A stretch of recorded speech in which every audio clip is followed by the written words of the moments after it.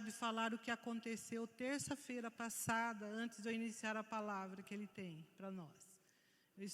Eu recebi o convite para estar ministrando no encerramento da formatura da Dida, das meninas que se formaram hoje. Ia ser à noite, e todas as vezes que há um encerramento, a Dida me convida para levar uma palavra. E eu decidi, naquela terça-feira, eu já tinha separado a terça-feira para ficar em sintonia mais de perto com o Espírito Santo. E eu decidi naquela terça-feira, o Paulo me ligou, mandou um recado, eu não vou estar indo almoçar, porque eu estou aqui com um compromisso, eu estava sozinha, eu falei, então tá, então não vou fazer nada. Decidi, vou ficar na presença do Senhor, nem almoço vou estar fazendo. Eu quero ouvir Deus, eu quero estar mais próximo, porque quanto mais nós nos aproximamos do Senhor, mais sede e fome nós temos de ouvir a presença do Senhor. Então eu tive o privilégio de poder ter esse tempo, essa terça-feira, para ouvir Deus. E eu não saí de casa. Quem veio aqui quarta-feira ouviu já esse testemunho. E eu havia combinado que eu estaria passando na Casa Fátima às 7h15 da noite, que eu iria sair de dentro de casa, para ir na casa da irmã Dida, na formatura. E fiquei ali, todo dia ali, sintonia, não recebi ninguém, esse dia foi separado mesmo. E a palavra que Deus tinha me entregue naquela terça-feira foi aquela palavra dos dois ladrões na cruz e Jesus no meio onde ele foi crucificado. No meio, presta atenção. O ladrão da esquerda, o ladrão da direita, que seria malfeitor, e o do meio seria Jesus, que não tinha culpa nenhuma, estava ali por propósito do Senhor. Quem deveria estar no lugar dele seria Barrabás. E eu estava ouvindo essa palavra, e a gente sabe, estudando esse texto, que falou assim, desafiou, Deus, e falou assim para Jesus, se o Senhor é o Rei dos Reis, desce da cruz e salve a si mesmo e a nós. Ele estava murmurando, reclamando, foi essa a resposta que ele deu para Jesus. E o outro deu outra resposta, falou assim para ele, viu, nós estamos aqui porque nós merecemos, e você nem teme ao Senhor, você nem teme Ele. Foi essa a resposta. E ele disse assim para Jesus, lembra-te de mim quando entrar no teu reino. E ele estava reconhecendo nesse momento que Deus, Jesus, tinha um reinado, onde Ele é rei. Ele reconhece isso. E para o primeiro ladrão da cruz, Jesus nem dá resposta. Mas para o segundo, ele abre a boca e fala assim, hoje mesmo estará comigo no paraíso. Ou seja, hoje mesmo você vai entrar comigo. Então, eu fiquei com essa palavra na minha cabeça. Hoje mesmo estará comigo no paraíso. E fui durante o dia ouvindo isso. E 7h15 eu saí da minha garagem, o meu bairro é um bairro meio perigoso. Eu moro na Rua da Passarela, para quem não sabe, ali do Laudice 1. E a gente tem a câmera de ré no carro, eu às vezes olho, mas eu dei uma paradinha depois que o portão estava erguido, olhei do lado esquerdo, olhei do lado direito. Quando eu virei para trás, eu vi um pastor que mora na minha rua, que ele costuma à noite passear com o cachorro, só ele que eu vi. E eu parei com o carro assim, o portão ficou levantado para eu poder afastar, na certeza que não vinha ninguém. Quando eu olho desse lado, um carro totalmente desgovernado, mas desgovernado, ele vinha assim, numa velocidade. E aquela palavra, hoje mesmo estará comigo no paraíso. Gente, a gente ri depois que passa. Eu nunca tinha tido essa oportunidade de ver de perto o que é um carro desgovernado. Isso não bastou. Quando eu parei ali, que eu fiquei assim, acho que no estado de choque, de repente passou um carro, 2 carros, 3 carros, um carro atrás do outro, de polícia, atirando. Pá, pá, atirando. Eu fiquei no meio de um carro desgovernado e de um tiroteio. E no meio a palavra, hoje mesmo estará comigo no paraíso. Depois que você para, você pensa e reflete.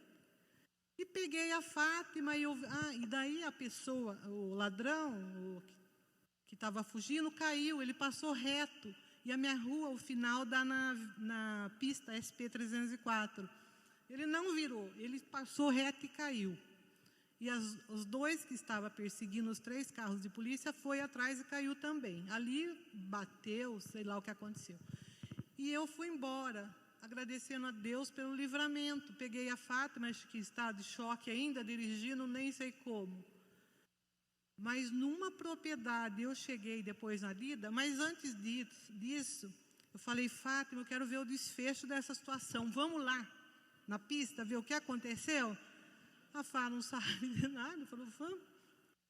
E eu fui.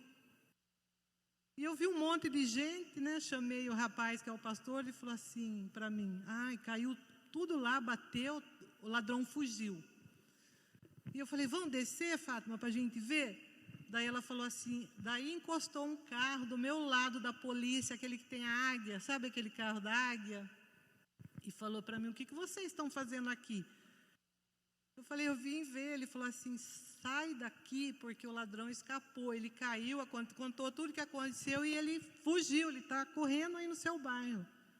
Daí eu fui embora. Fui lá na Dida, né, como eu disse, com muita propriedade daquilo que Deus tinha me feito, o livramento que Ele tinha me feito. E o pastor ainda falou assim para mim, vai na tua igreja e conta o que Deus fez hoje na sua vida. Eu falei, meu Deus, o Paulo ia voltar à noite, naquele momento, talvez eu já estaria morta, se não fosse a mão do Senhor. Daí eu falei, nossa, os nossos dias, no Salmo 139, ele fala isso, que são todos escritos e determinados por Ele. Ninguém morre na véspera. Mas uma coisa eu aprendi, sabe o que eu aprendi nessa lição? Que Deus me fez eu sentir no coração, ou sentir na minha vida, o que é quando a pessoa está preparada para ir morar com o Senhor Jesus. A gente sabe que Ele virá como ladrão, nós não sabemos quando Jesus vai voltar, mas uma coisa eu sei, que a gente precisa estar preparado. O que isso significa? Buscar a santificação, estar num estado de santificação, se nós quisermos entrar no reino de Deus. Amém? Eu senti isso, eu pude passar durante esse dia. Eu chego a uma conclusão, que o caminho ele é estreito, e diante dessa palavra que o Senhor continuou falando no meu coração depois desses dias, olha, a salvação, nós temos que lutar pela nossa salvação todos os dias. É nascer de novo todos os dias, nos converter dos maus caminhos todos os dias.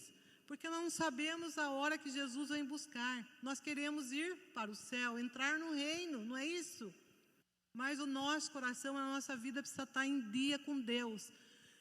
Esse é o recado do Senhor. Talvez se você está de mal com o seu irmão, de mal com Deus, se você precisa perdoar alguém, faça isso. Se você tem dívida, acerte, seja dívida financeira, seja dívida com as pessoas, mas conserte o altar, como ele disse para Ezequias. Conserte o teu altar, porque você vai morrer. Deus foi específico para o rei Ezequias. E Ezequias virou para a parede e falou, ai Senhor, eu fiz isso. E Deus acrescentou mais 15 anos na vida de Ezequias. Mas uma coisa é certa, nós precisamos estar em dia na nossa vida.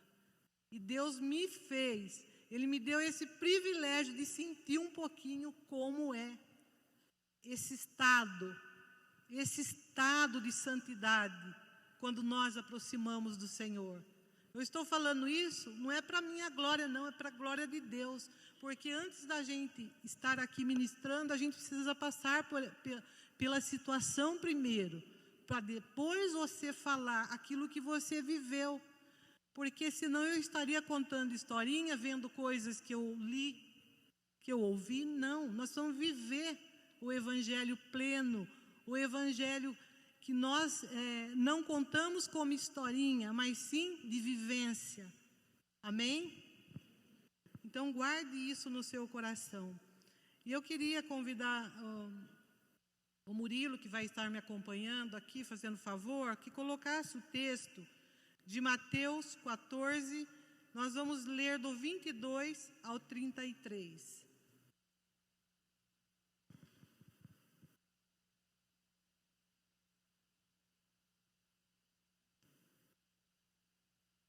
Esse texto, ele é muito conhecido, mas foi a forma que o Senhor vai falar conosco durante essa noite. E o tema que ele me trouxe, em particular para mim, ele falou assim que nós somos chamados para crer. O nosso chamado, além de muitos, ele nos chamou para crer. Então eu queria que você acompanhasse comigo esse texto, que está lá em Mateus 14, 22. É uma situação de quando Jesus anda por cima do mar. E logo ordenou Jesus que os seus discípulos entrassem no barco e fosse adiante para outra banda enquanto despedia a multidão. Presta atenção já nesse primeiro versículo. E logo ordenou, cadê aquela palavra? Logo em seguida obrigou os seus discípulos a entrar no barco. Você percebe já no início desse texto, porque a gente precisa observar a palavra, examinar as escrituras como se examina, o médico examina uma pessoa. Ele obrigou, ele deu um comando. Jesus é onisciente, onipresente e onipotente. Ele sabia que o mar ia entrar numa tempestade, mas ele obrigou os seus discípulos. Eu quero que você vá lá. Eu quero ensinar para você o que é viver numa tempestade. Eles foram debaixo da obediência de Jesus. O versículo 23. E despedida a multidão, subiu ao monte para orar à parte. E chegada já a tarde, estava ali só. E o barco estava no meio do mar, açoitado pelas ondas, porque o vento era contrário. Mas à quarta vigília da noite, dirigiu-se Jesus para ele, caminhando por cima do mar. E os discípulos, vendo-a caminhar sobre o mar, assustaram-se, dizendo: é um fantasma, e gritaram com medo. Jesus, porém, lhe falou logo, dizendo: Tende bom ânimo, sou eu, não temais. E respondendo-lhe Pedro e disse: Senhor, se é tu, manda-me ir ter contigo por cima das águas. E ele disse: Vem. E Pedro, descendo do barco, andou sobre as águas para ir ter com Jesus. Mas, sentindo o vento forte, teve medo, começando a ir para o fundo, clamou dizendo: Senhor, salva-me. E logo Jesus, estendendo a mão, segurou e disse: Homem de pequena fé, por que duvidaste? E quando subiram para o barco, acalmou o vento.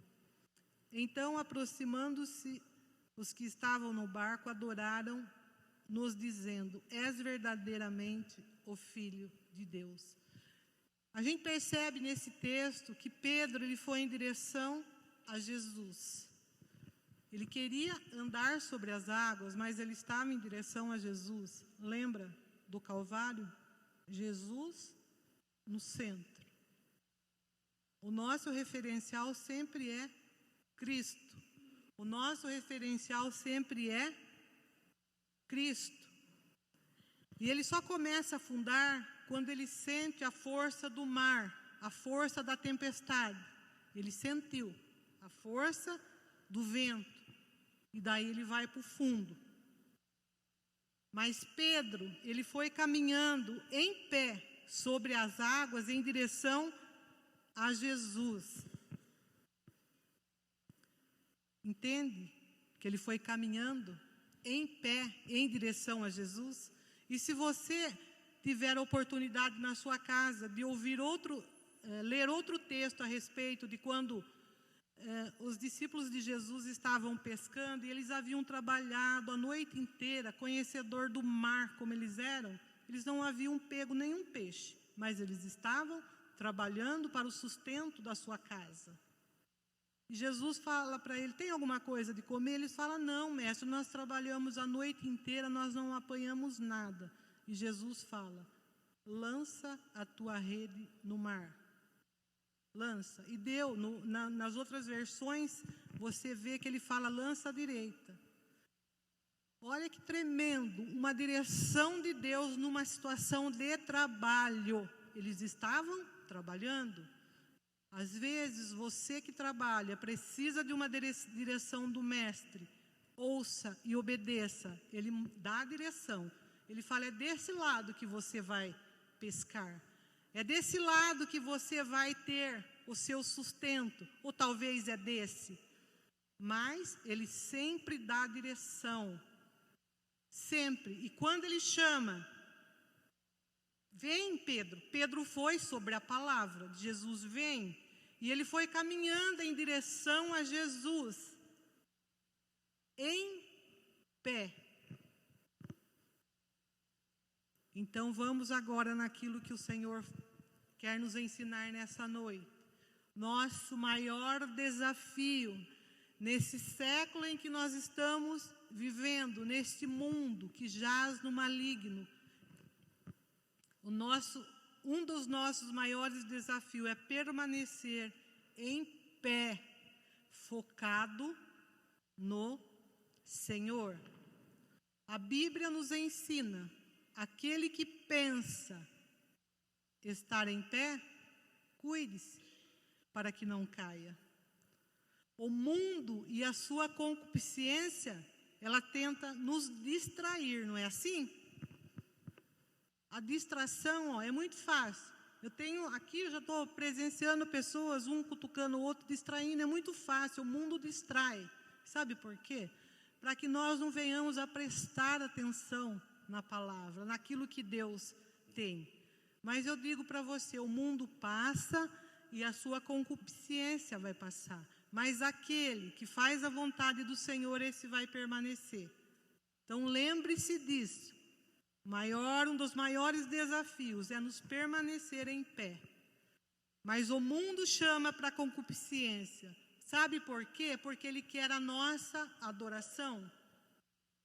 E não foi diferente com Jesus. O mundo, ele quer a nossa adoração, mas nós não somos desse mundo. Nós estamos aqui como forasteiro. A nossa residência aqui é de passagem. Nós estamos indo e caminhando para o céu. E nós vamos comprovar isso lá em Mateus. Coloca para mim, Murilo, Mateus 4, 8 e 9. Essa situação é quando Jesus foi conduzido ao deserto depois de jejuar 40 dias e 40 noites. Ele estava em jejum. E o Espírito Santo compeliu, levou ele para o deserto. E ali ele teve uma conversa, o diabo foi ter uma conversa com Jesus. O versículo diz assim: novamente o transportou o diabo a um monte muito alto e mostrou-lhe todos os reinos do mundo e a glória deles. E disse-lhe: tudo isso te darei se prostrado me adorar. Olha o que o diabo fala para Jesus. Quem é o governo do mundo? Aí você já percebe. Então disse Jesus: vai-te, Satanás, porque está escrito: ao Senhor teu Deus adorarás, e só a Ele servirás. Então o diabo o deixou, e eis que chegaram os anjos do Senhor e o serviram. Então imagine eu e você, se o próprio Jesus, o diabo se apresenta a ele, depois de Jesus ter jejuado 40 dias, 40 noites, no estado de santidade, tanto no físico, no emocional e no espiritual. Jesus estava ali totalmente santo, porque ele é santo, mas ali ele estava numa situação como homem, como Deus e tudo mais. E o diabo se apresenta a ele, levou no monte muito alto e falou: você quer esse mundo? Porque tudo que tem aí é meu. E para os nossos dias, o que o diabo vai apresentar para nós? Quer a festa do peão, que é isso que está na moda? Você quer a festa do peão? Eu não vou, mas eu levo o meu filho. E se Jesus soa a trombeta nesse momento? Fica quem foi, fica quem levou, não é assim? É eu que estou dizendo? Não. É a palavra do Senhor que diz isso. E outras coisas mais.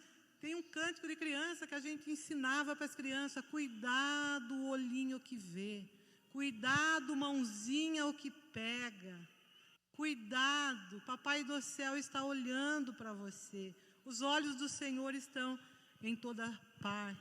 Eu sei de uma coisa, diante desse tempo de vida, de vivência, de experiência que o Senhor tem proporcionado a nós, como filhos do Senhor, nos dado experiência. Uma coisa eu sei: Deus, Ele quer a nossa lealdade. E tudo isso que a gente viu até esse momento, isso nos leva a pensar sobre lealdade. O que é lealdade? O que a Bíblia fala sobre lealdade? Ouça o que a Bíblia fala. A lealdade é um sinal de uma verdadeira amizade para com Deus. Ela não pode ser dividida, porque Deus, Ele não divide a glória com ninguém. Aquele que é amigo de Deus, lá em 1 João fala, aquele que é amigo de Deus é inimigo do mundo, mas aquele que é amigo do mundo é inimigo de Deus. Não tem como. Ou é o governo de Deus sobre a nossa vida, ou é as trevas, não tem como. Ele não divide a glória. A nossa lealdade a Deus, ela não pode ser dividida. Sabe por quê? Põe para mim, Murilo, Mateus 6:24. Mateus 6, versículo 24.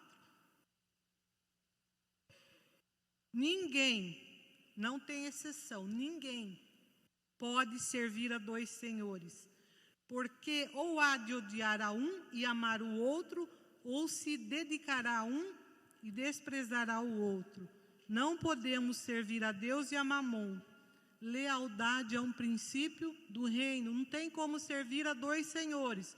Ou eu sirvo Jesus de corpo, alma e espírito, ou eu sirvo ao diabo totalmente na carne.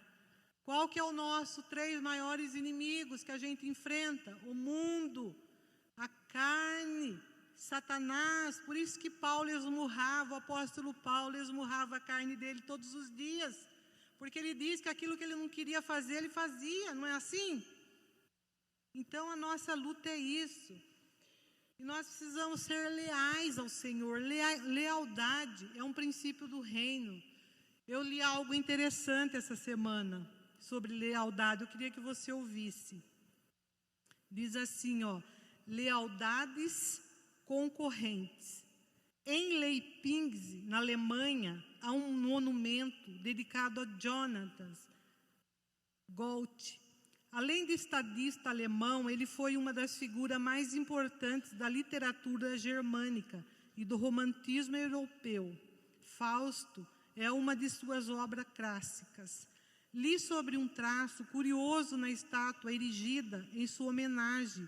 A cabeça de Goethe está voltada na direção da universidade, mas os seus pés apontam para a cervejaria chamada Albert Keller. Que imagem contundente de lealdade concorrente. A cabeça quer uma coisa, mas o coração está noutra. Isso é tempestuoso. Cada um de nós luta contra a lealdade conflitantes. Professamos fé em Jesus, mas nos distraímos pela atração da natureza pecaminosa, do coração e a pressão das circunstâncias. Esses ventos contrários guerreiam incessantemente pela nossa lealdade, levando-nos à exaustão. São poucos os que ficam em pé. Eu li esse artigo, isso me chamou a atenção, e a foto desse artigo é aquela estátua, aquela que a gente vê no Havan, sabe aquela estátua, todo mundo já viu? Aquela estátua lá, e eu passo lá e eu fico olhando, é assim, a cabeça, quando esse homem que escreveu esse estudo, ele fala dessa estátua, que a cabeça estava virada para a universidade, mas o pé para a cervejaria lá. E é isso a nossa luta. Eu ouvi uma vez o pastor, acho que foi o Luciano Subirá, dizer assim, que nós temos que estar com nossos 2 pés no chão, mas com a cabeça no céu. Eu nunca mais esqueci disso. A nossa cabeça, ela quer estar no céu, recebendo as coisas do Senhor, mas os pés nossos quer levar muitas vezes no motel, para quem é solteiro aí, ou para quem é casado, quer levar aí vou falar de novo, a festa do peão, porque é isso que eu ouvi mais. Fulano foi na festa do peão, e sabe o que mais nós temos ouvido como pastor? Ah, fulano quis que eu levasse, mas não fui. Bom, ou a gente peca por omissão ou por ação, não é assim? É uma palavra, é um discurso meio, talvez aquilo que os discípulos falou. Mas é duro esse discurso, Jesus falou, vocês também querem me abandonar? Ele falou, não, só o Senhor tem palavras de vida eterna. Então, Deus, Ele nos ensina, porque Ele fala que toda a escritura dEle é para corrigir, é para ensinar, é para nos instruir, não é? Então, muitas vezes a nossa cabeça, ela deseja estar aqui no céu, mas o pé quer ir para outro lado, quer ir no bar comprar cigarro, quer ir fazer outras coisas que não agradam o Senhor. Não é isso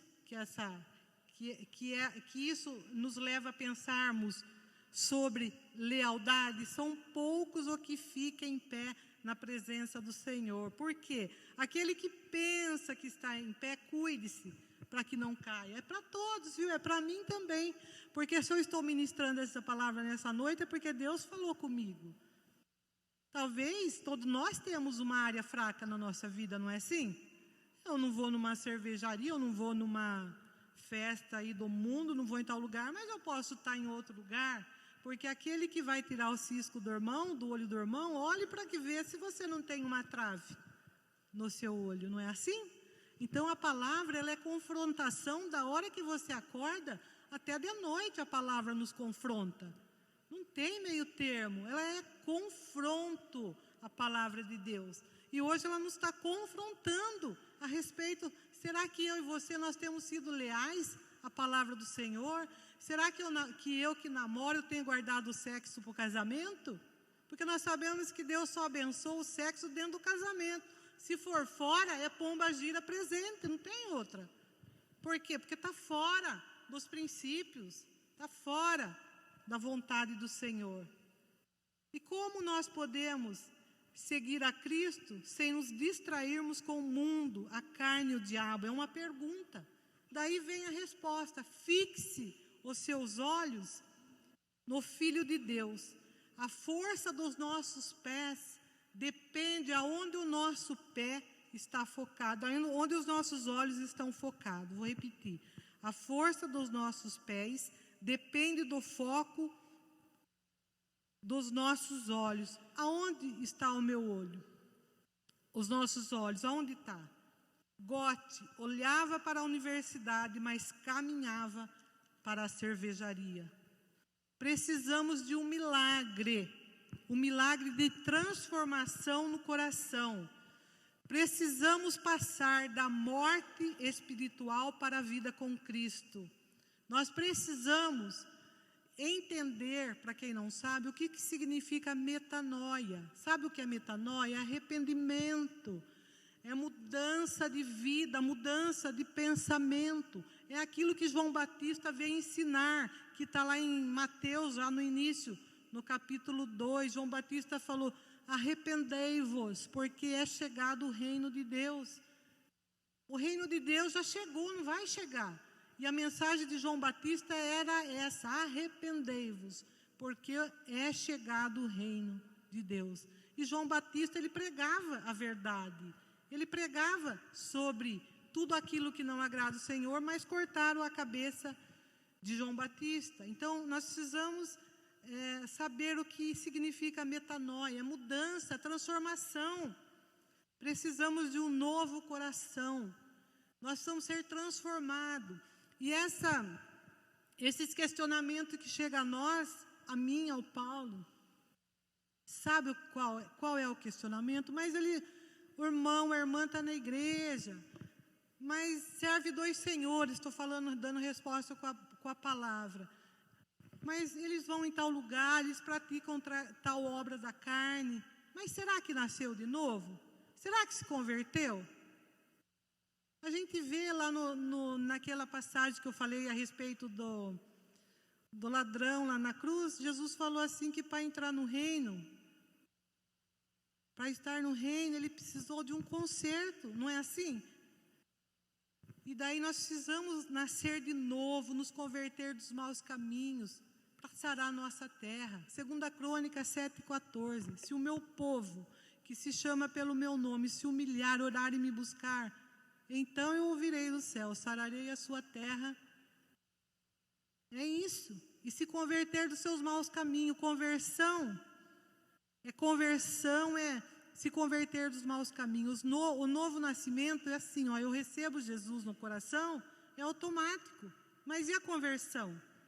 É dia a dia. Eu preciso nascer todos os dias e me converter todos os dias. Eu preciso passar por essa metamorfose. Vamos ver esse vídeo que eu pedi.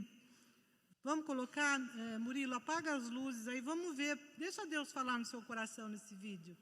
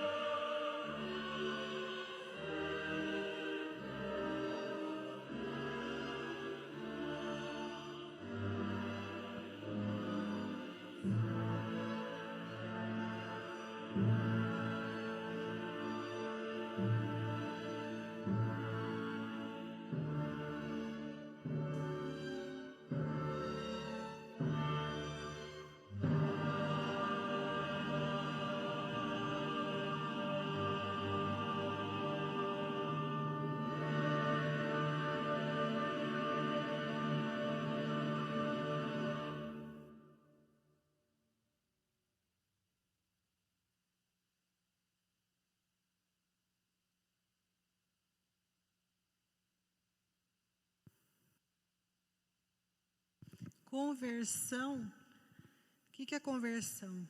É mudança, é metanoia, é transformação. E isso dói.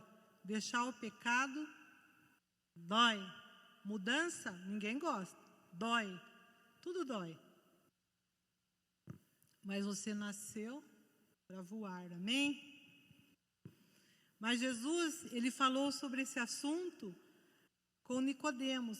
Todos conhecem a passagem de Nicodemos, que quando Nicodemos, ele era mestre em Israel, ele foi ter a noite com Jesus e fez uns questionamentos com Jesus. Jesus, como que eu faço? Vou resumir essa passagem, para nascer de novo. Jesus falou assim para ele: quem não nascer da água e do Espírito não pode ver o reino de Deus. E Nicodemos fala assim: mas como? Como que eu vou nascer de novo? Eu posso, sendo velho, entrar no ventre da minha mãe e nascer de novo? Mas Jesus não estava falando desse nascimento humano que nós nascemos da nossa mãe, do nosso pai. Não, ele estava falando do novo nascimento, que era preciso nascer da água e do Espírito. Água é palavra. Eu e você precisamos nascer da palavra, esse novo nascimento. A terra, ela estava em caos, lá em Gênesis, mas o Espírito pairava sobre as águas. Não é isso? E daí Deus disse: haja luz e houve luz. O Espírito, ele está pairando. Pairando. Se ele encontrar um lugar no coração, ele desce e faz mudança, faz uma transformação. E com Zaqueu não foi diferente. Zaqueu ouviu que Jesus ia passar, e Jesus estava lá num povoado, e Zaqueu queria ver Jesus. E o que ele faz? Ele sobe num sicômoro, numa árvore, porque ele queria ver Jesus. Ele queria ver. E Jesus, quando está passando, olha para cima e fala: Zaqueu, desce, porque hoje me convém pousar na tua casa. E Zaqueu abriu a porta. Sabe o que aconteceu? Ele recebeu Jesus com júbilo. Isso te diz alguma coisa? Ele recebeu Jesus no coração com júbilo, com alegria. E Jesus responde assim para Zaqueu: Zaqueu, hoje houve salvação na sua casa. A todos quanto receber Jesus no coração, ele deu poder para ser chamado filho de Deus. Mas nós precisamos receber, nós precisamos abrir a porta do nosso coração, tirar esse coração de pedra e deixar Deus colocar um coração de carne. Hoje, o que a gente vê, o que a gente lê por aí é que as pessoas estão com o coração tão embrutecido, tão duro, que a palavra parece que bate e volta. Mas a palavra, ela não volta vazia quando eu ando por fé e não por vista, sem fazer o efeito onde ela foi lançada. E eu lanço essa palavra no seu coração nessa noite, que ela não vai voltar vazia, sem fazer o efeito no que ela foi lançada nessa noite. E Zaqueu queria ver Jesus. Jesus falou: houve salvação sim. E sabe qual foi a resposta de Zaqueu a Jesus? Senhor, eu vou dar aos pobres metade dos meus bens. Ele foi tão tocado pela presença do Senhor, e tudo que eu roubei eu vou devolver. Ele estava falando: eu vou fazer a obra da restituição. Eu roubei sim, eu saqueanei, fiz tedéu, mas eu vou devolver, porque ele entrou no estado de santidade, ele pôde ver como é estar na presença do Senhor. E nós podemos perceber que nós somos cooperadores do Senhor. Nós precisamos fazer a nossa parte, tá? Marcos 14, 26, vamos ler? Nós precisamos fazer a nossa parte. Gente, o que está acontecendo? Bom, eu sempre aprendi na aula de libertação, Bruno, de vários cursos que eu fiz, que a abrição de boca é libertação, não é assim? É que demônio está saindo pela boca. Jesus, quantas pessoas abrindo a boca nessa noite? Olha, se quiser um conselho vindo da parte, olha, por amor, com amor, dá uma dormidinha antes de vir no culto, tira uma soneca de 1 hora, meia hora, mas venha no culto disposto para receber. A gente olha daqui pessoas com uma abrição de boca, outros que vai no banheiro tanto, não sei que tanto vai fazer xixi. Não é? Nós estamos recebendo da parte de Deus, uma abrição de boca, tira uma sonequinha aí, durante a noite, durante o dia para vir a noite saudável. Não é esse texto, é 4:26, é esse? Não, é 4:26. Isso. Nós estamos falando de reino, de transformação, novo nascimento. Vamos ler. O reino de Deus é assim, como um homem lançasse a semente à terra, e dormisse e se levantasse de noite, de dia, e a semente brotasse e crescesse, sem ele saber como. A terra por si mesmo produz fruto, primeiro a erva, depois a espiga e por último o grão, cheio na espiga. Então a semente, ela tem uma sequência. Então o que nós estamos fazendo aqui nessa noite, se você ainda não pegou o fio da meada? Porque a palavra, ela precisa ter começo, meio e fim. Essa palavra que a gente ministra aqui, viu, para vocês que ministram aqui, se não tiver começo e fim, a pessoa vai embora e fala, o que ele quis dizer? Não entendi nada, não estou sentindo nada. A palavra, ela precisa ter começo, meio e fim. Vocês estão conseguindo captar o desenrolar da palavra nessa noite? A palavra, ela é semente. Eu estou lançando uma semente no seu coração nessa noite. E eu fui estudar um pouquinho, muito rápido, eu li algo sobre biologia, gosto disso, de biologia. E eu fui estudar um pouquinho, muito rápido, porque não dá tempo, já é 9:05, e eu preciso concluir essa palavra. Sobre a semente, eu quero que você escute o que a semente faz. A semente que a gente planta quando nasce abacate, quando você planta, que mais? Semente de laranja, vai nascer laranja, certo? Então a semente é algo vivo, que cresce e desenvolve. A semente, ela é perfeita, ela não é corruptível, ela é incorruptível. A semente, ela produz, ela funciona. A minha parte é o solo, é o coração. Bate aí no seu peito, ó, fala assim, o solo é o meu coração. O meu coração é uma terra. Ele não é uma pedra. Ele é de carne. Por isso eu recebo essa palavra nessa noite. Em nome de Jesus. Eu quero entrar no céu. Eu quero nascer de novo. Eu quero me converter dos maus caminhos. Eu quero ouvir a trombeta. Então a semente, ela é um organismo vivo. A semente precisa de um solo para germinar e frutificar. E como que acontece essa germinação, essa semente quando você coloca? A germinação da semente, ela ocorre quando ela encontra um ambiente adequado para o seu desenvolvimento. Geralmente, elas absorvem água, aumentam o seu volume, o que causa o rompimento do envoltório. A partir desse momento, o embrião passa a crescer. Você sabia que a semente tem embrião? Você sabia que tem semente? Eu fui estudar mais um pouquinho sobre biologia. Uma matéria dizia que tem a planta macho, tem a semente fêmea. Vocês sabiam?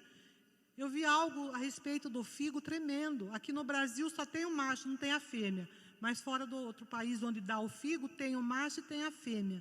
Isso aí eu vi, eu achei fantástico. Que ela tem embrião, ela passa a crescer. Normalmente, a primeira estrutura a se formar é a raiz. Em seguida, o caule e as folhas. Então, o que nós estamos falando nessa noite? Se você recebeu a palavra de Deus quando falaram para você lançar a semente no seu coração, se você deixou criar raiz, você permanece. E muitas coisas que a gente tem ouvido por aí, notícias na internet, de pessoas que serviu ao Senhor tanto tempo e se apostatou, a gente quando vai no texto, a gente vê, sabe por quê? Porque não tinha raiz. Foi crescido superficialmente, não tinha fundamento, nós precisamos de raiz. Raiz na palavra.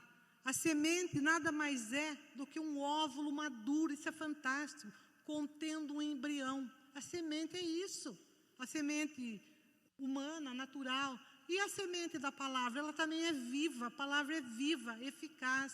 Ela é mais poderosa que uma espada de 2 gumes. Ela entra, ela penetra a semente, a palavra. Ela tem que penetrar.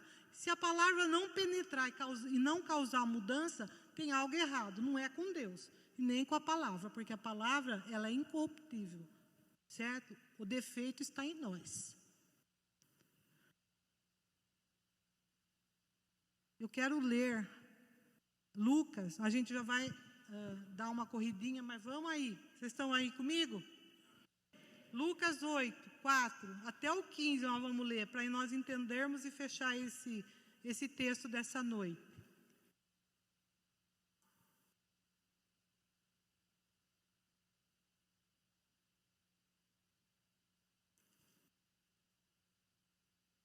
Ora, juntando-se uma grande multidão, e vindo ter com ele gente de todas as cidades, disse Jesus por parábolas: saiu o semeador a semear a sua semente. Presta atenção, o semeador semeou a sua semente, e quando semeava, uma parte da semente caiu à beira do caminho e foi pisada, e as aves do céu a comeram.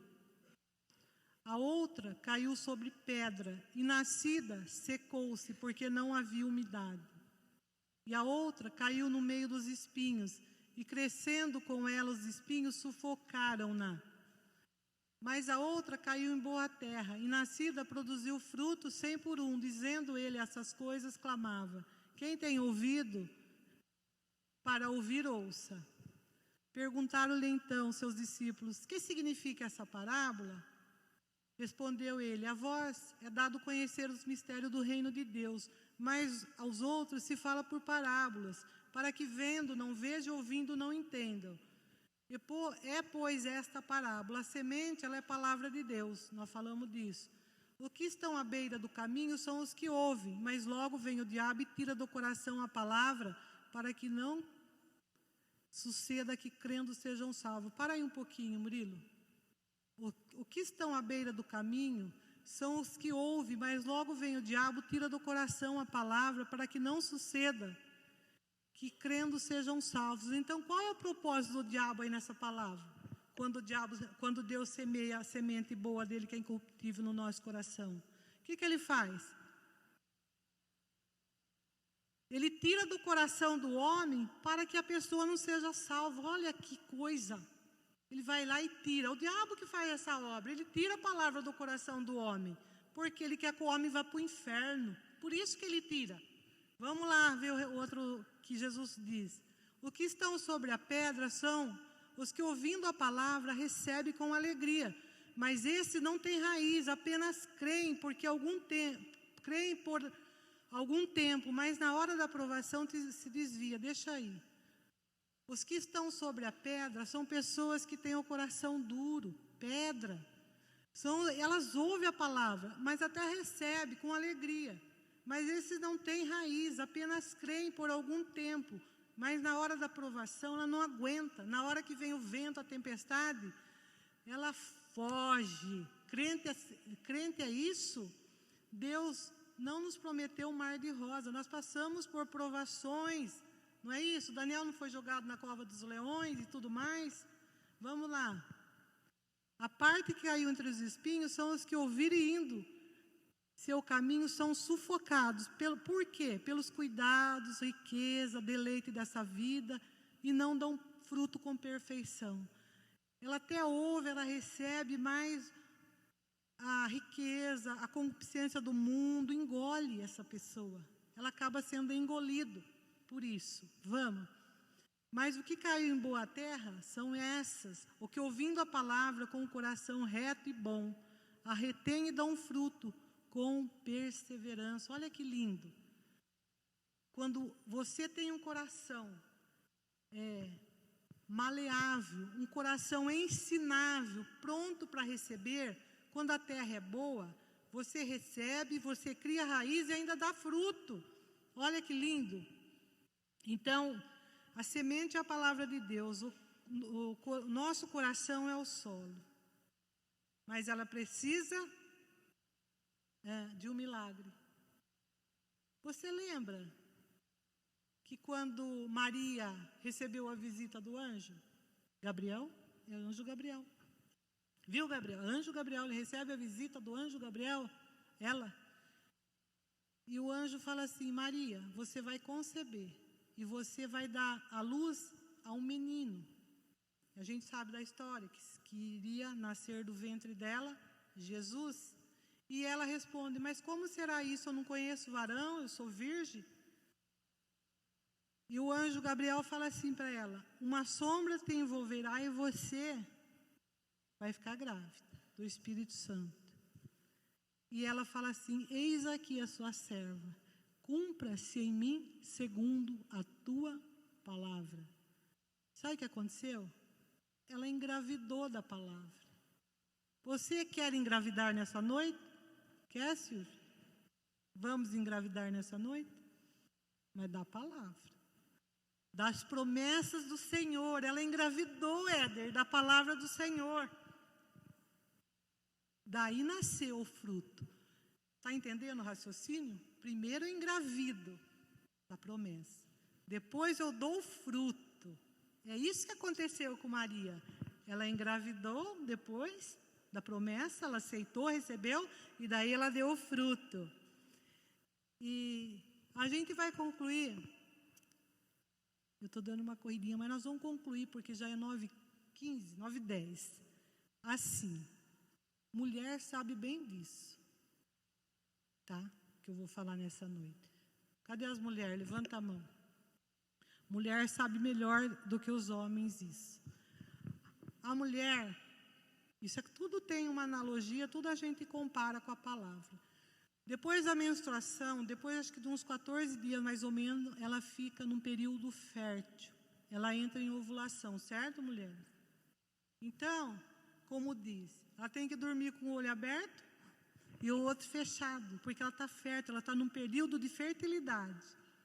Então, o que vai acontecer? Se o óvulo, a semente, o espermatozoide, olha que lindo que é as coisas do Senhor. O espermatozoide, ele é uma semente. Se quando a mulher tem um relacionamento sexual com o marido dela, e ela está num período fértil, acontece a fecundação, não é assim?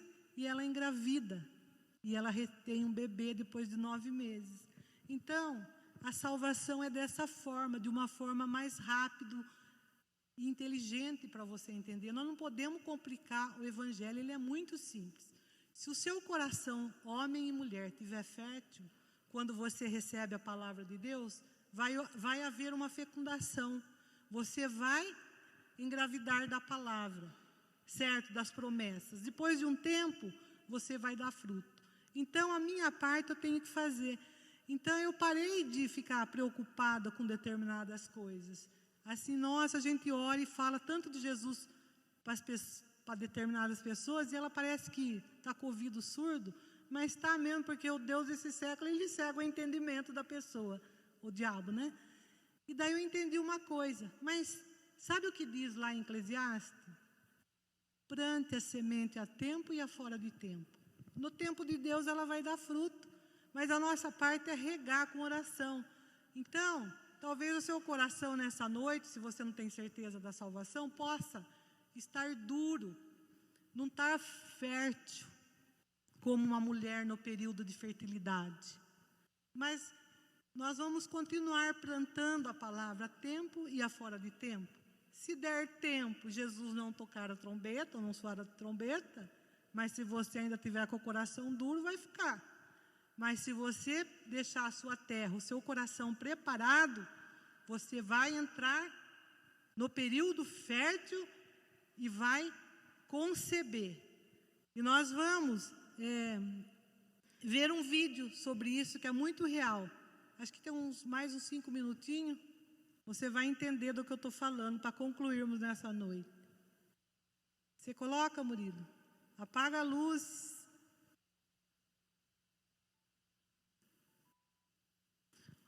Você prestou atenção que o coração é o primeiro órgão a ser formado na concepção da criança? Olha que tremendo quando você faz um paralelo com a palavra de Deus. Como nós dizíamos, Deus não dá ponto sem nó, não é assim? Ele faz tudo comparando com a palavra. A palavra de Deus é a maior revelação que ele pôde trazer ao coração do homem. diante dessa palavra, vem uma pergunta para nós. Tem alguém aqui no nosso meio que não tem certeza da salvação? Tem? Hoje é o dia. Se não tem, se você não tem certeza da salvação, vem até aqui à frente, nós vamos orar com você. Você tem certeza que se Jesus voltar hoje, soar a trombeta, você vai para o céu? Tem alguém aqui que está em dúvida? Ninguém?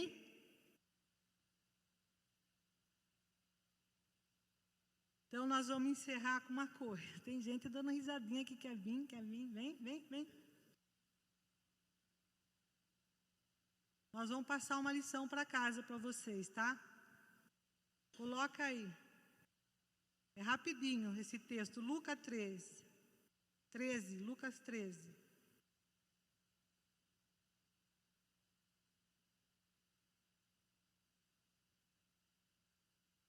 Treze, 6.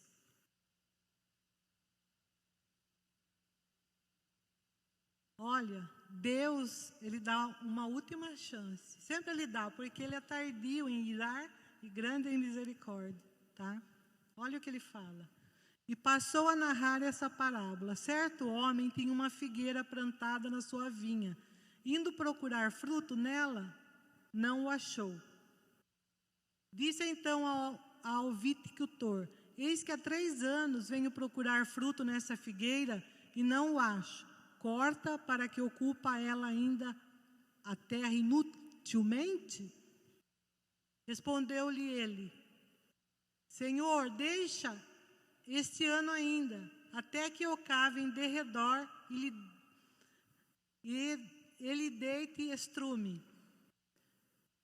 E no seu futuro der fruto, bem, mas se não, corta. Jesus estava ensinando numa das sinagogas no sábado. Então, essa aí é a oportunidade que Deus nos dá. O que Ele quer? Ele quer que nós venhamos arrepender e dar fruto. Se não der fruto, Ele mostra de novo na plantação. O homem lá, o Victor, foi pedir mais uma chance. Ele dá mais uma chance para a pessoa. Viu? E se eu cavar em volta, Murilo? Da planta, coloco adubo, esterco, para dar fruto, certo? É assim que Ele faz. Todos entenderam a palavra? Quem tem plantação aí sabe muito bem, né, Miranda? Certo que eu falei, né? O Rogério que plantou manga, o Fininho plantou banana. Já deu até banana para nós. Vamos louvar o Senhor, então. Que você vá embora para sua casa nessa semana, meditando nisso. Amém? Deus abençoe vocês.